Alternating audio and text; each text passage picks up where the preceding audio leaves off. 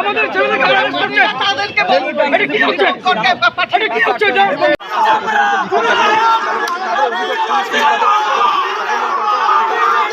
কোচবিহার শহরে তৃণমূল ছাত্র পরিষদের মিছিল ছিল।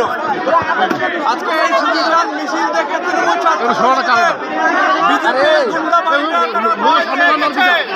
ভয় পেয়ে তৃণমূল ছাত্র পরিষদের সদস্যের উপর তারা হামলা চালিয়েছে, রানার খাতা ফাটিয়ে দিয়েছে বিজেপির গুন্ডা বাহিনী।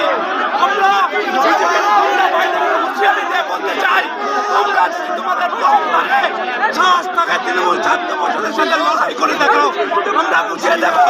মমতা বন্দ্যোপাধ্যায়, অভিষেক বন্দ্যোপাধ্যায় অনেক দূর, ছাত্র পরিষদের সাথে তোমাদের সেই তাই দেখলাম কর্মীটার মাথা ফাটিয়ে দেওয়া হয়েছে।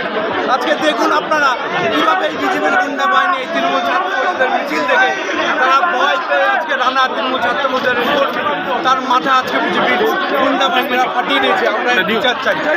যতক্ষণ না বিজেপির গুন্ডা বাহিনীকে পুলিশ অ্যারেস্ট করবে, তৃণমূল ছাত্র পরিষদের আন্দোলন চলবে, চলছে, চলবে। রায় যুব মোর্চা, সমীর রায় যুব মোর্চা, রাজা যুব মোর্চা এরা আক্রান্ত হয়েছে।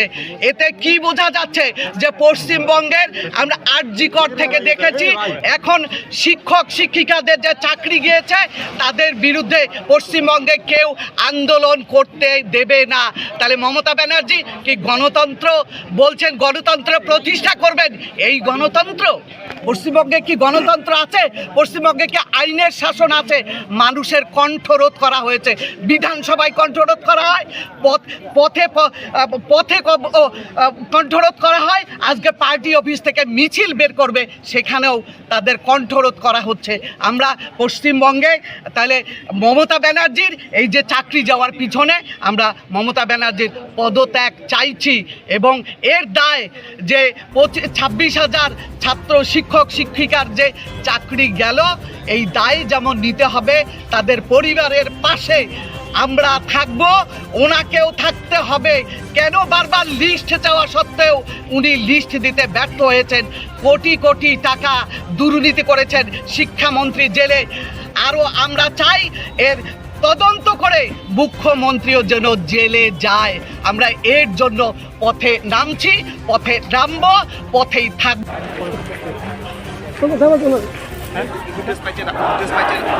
कंट्रोल में है और बाकी हम लोग का यहाँ पे डिप्लॉयमेंट करेंगे, सिचुएशन में खराब नहीं होगा। अभी कोई अरेस्ट नहीं है, कोई अभी अरेस्ट नहीं है, बाकी जो भी इन्फॉर्मेशन होगा आपको बात करेंगे।